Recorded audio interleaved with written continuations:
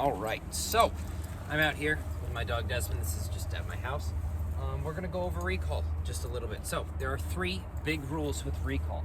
The first one, when you're calling your dog, you can repeat this behavior every time. A lot of what we teach you at No Monkey Business when you're first starting to learn things is only say it once. A lot of people go sit, sit, sit, or stay, stay, stay. And I tell you, only say it one time. You only want to be able to say the command once to be able to get your dog to do something.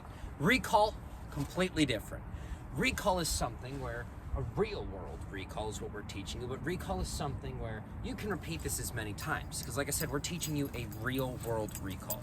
A lot of people have in their heads an obedience recall or a competitive obedience recall or a canine unit, police officer, setting their dog up on a field, asking them to stay. They walk to the end of a field, they say, come, the dog runs over and sits down right next to them. That's not what we're teaching you. That's not a real world. These are pet dogs, okay? So you can repeat this as many times as you like to. Now, when you're calling your dog, you should sound very happy and excited. As humans, we get really frustrated when our dogs aren't coming back to us, and we get really mad. We're like, come here, get over here, now, come here. And you can see my dog doesn't care. He's eating grass. But if I go, Desmond, Desi, yes, he's excited and he comes back to me. So when you're calling them, sound excited. The more excited you sound, the better it is, or the easier it's going to be to encourage them to come back, okay? We're calling them away from something that can potentially hurt them, like a busy road, cars, the highway, other dogs, people, porcupines, skunks, a bunch of different things that may be able to hurt our dogs. So we want to encourage them to come back to us, okay? Now, the second rule is you pay your dogs every single time they come back to you, which means if they sneak out the door at 2 a.m. and it takes you an hour to finally get 2 feet from them and be like, come here, you still pay your dogs. Like I said, as people, as humans, we get really frustrated when our dogs aren't listening to us, and half the time they don't even know they're calling us because they're too busy sniffing. And when they come back, we go, oh, you're such a bad dog, and we toss them inside, and we're frustrated. They're gonna go, well, that was terrible. I didn't get food, they just got mad at me, I'm not gonna come back the next time. But if I go, Desmond, yes, we're a good boy. Oh, you're so bad, get inside. And I put him inside and I sound happy and I give him food, you can be mad at them, just sound happy about it.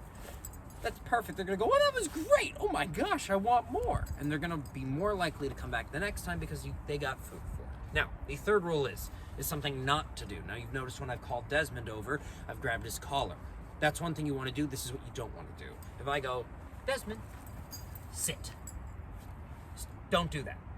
That's not something you want to do. I'm still paying him for doing this and coming over to me, but I've worked with him. Do not ask your dogs to sit when they come back to you, okay?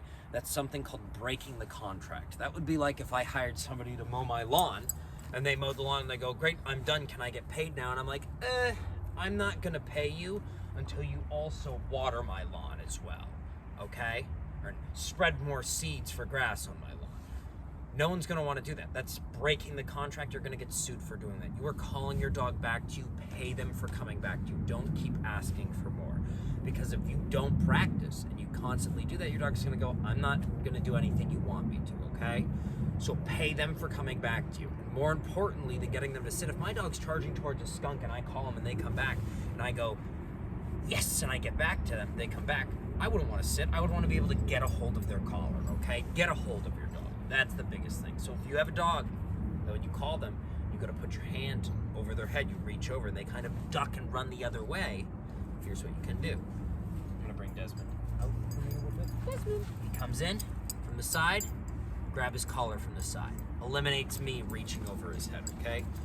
Now, what you're gonna do, what you're gonna do is you are going to practice this with your dog. Long line. He's got a 20-foot leash. He's got a 20-foot leash. That's what I'm using to practice this. If I didn't have this and I just let him go, and my dog doesn't want to come back, they're not going to. The reason why we have this 20-foot line is so I can call my dog, and if he's like, you know what, I don't want to come back, I can reel my dog back in and say, no, you need to come back to me, okay? So, go outside, get a long line if you don't have one, 20, 30 feet, this is a 25-footer, let them sniff around and explore, and then call them away from that distraction. They come back, yes, pay my dog. Let them go back to sniffing. A lot of the times when we have issues with recall, because a lot of people are like, my dog's not coming back to me. What's wrong? I have to shake a bag of cheese for them to come to the door. Your dog is weighing in their brains. What would they rather have? Cheese or freedom?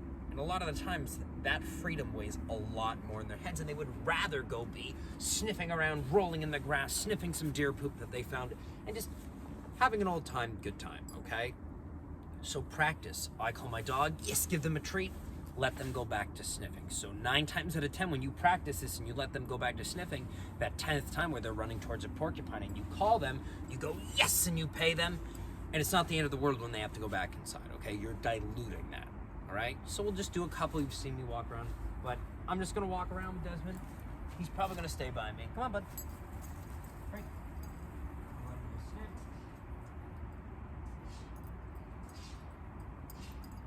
Let him do his thing.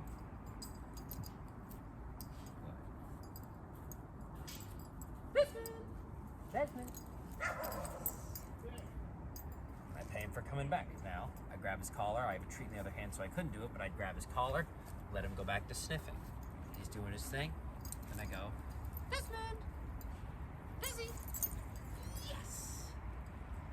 Grab his collar, and then we move forward, okay? So that was a couple of, and you can see right there, I said his name, but he didn't originally come until I said his name again. And then he was like, oh, I gotta go. And then he ran over. A lot of the times when they're sniffing like this, they can't even hear you because their olfactory system's taking over. A dog's brain, their scent buds are a lot larger than a lot of other animals, and that's why they are sniffing. They're constantly sniffing, inhaling, breathing out air, and they're just searching around for different things. So a lot of times they can't hear you. So you may have to say it a couple of times to do it. But I hope this helps, and good luck with everything.